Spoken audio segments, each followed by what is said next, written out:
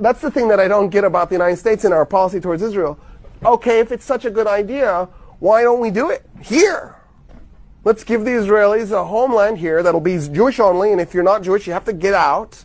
And when you put it in those terms, suddenly it becomes maybe not so desirable. And then the other question is, Palestine obviously had nothing to do with the Holocaust. We're obviously doing this in part because of the Holocaust. Well, why don't we put it in Germany then? Why didn't we carve off a chunk of northern Germany and call it New Israel?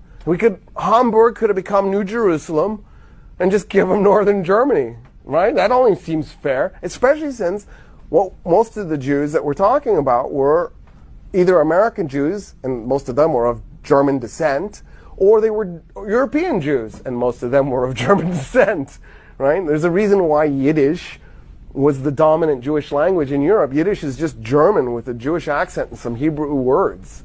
And Yiddish is also an awesome language, by the way. Some of the coolest words ever are Yiddish. But anyway, it's a different story. Okay, but then you say, well, so then it's a religious thing, but most Zionists will go, no, this isn't about religion. And it's like, well, if it's not about religion, then why do you want to be so close to Jerusalem? Clearly it's about religion. But then they say, no, I'm an atheist, or I'm a secularist Jew, and I'm a Zionist. And it's like, well, then why did it have to be Jerusalem? This was our homeland. This was your homeland? You're 2,000 years old? I don't understand. Here's the twist. The majority of Palestinians are of Jewish descent and are ethnically more Jewish than the European and American Jews who went and created Israel. So every time a Palestinian is murdered by an Israeli, a person who's more Jewish is killed by a person who's less Jewish. It's true that the Israeli is actually practicing Judaism or is a secular Jew. And it's true that those Palestinians are Christians and Muslims whose ancestors converted from Judaism to Christianity and Islam. But it's just a weird, ironic twist. I mean, it's embittering how ironic it is. It just doesn't make any sense. And here's the problem. I don't think I said this plainly last time, so I'll say it, and then I'll let you go because I'm way over, but I'm sorry. Let me just do this. The problem is if you said, okay, we're going to create a new state, and it'll be secular. It's not for one religion anymore. It'll be a democracy, secular, and there'll be rights for all minorities. And by the way, Muammar Gaddafi actually suggested calling it Israel and Palestine, Isra'il.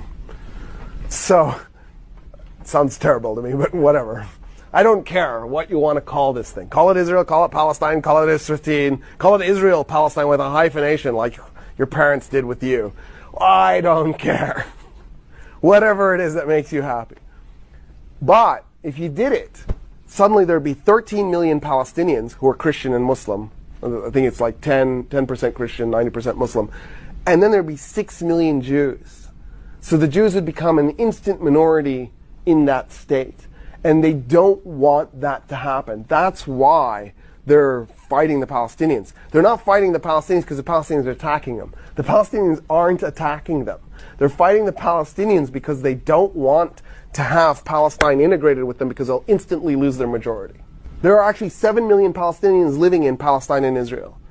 But 5 million are confined to the concentration camp that we call the Gaza Strip. It's just a concentration camp. And then the ghetto that we call the West Bank. It's basically a bunch of little ghetto pockets.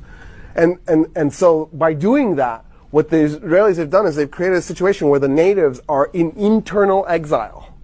Right? They're still in Palestine. They're just not in their homes. Their homes are in Haifa or Jaffa or Jerusalem. And so they're displaced inside their own country as a majority, but with no rights to citizenship.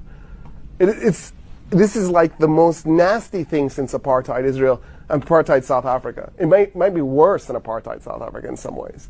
I mean, so in fact it is when you think about it, because at least in the case of apartheid Israel, there was, apartheid South Africa, there was no blockade preventing the import and export of goods into black neighborhoods, right? Because white people were making money off of the black population, so you wouldn't do that.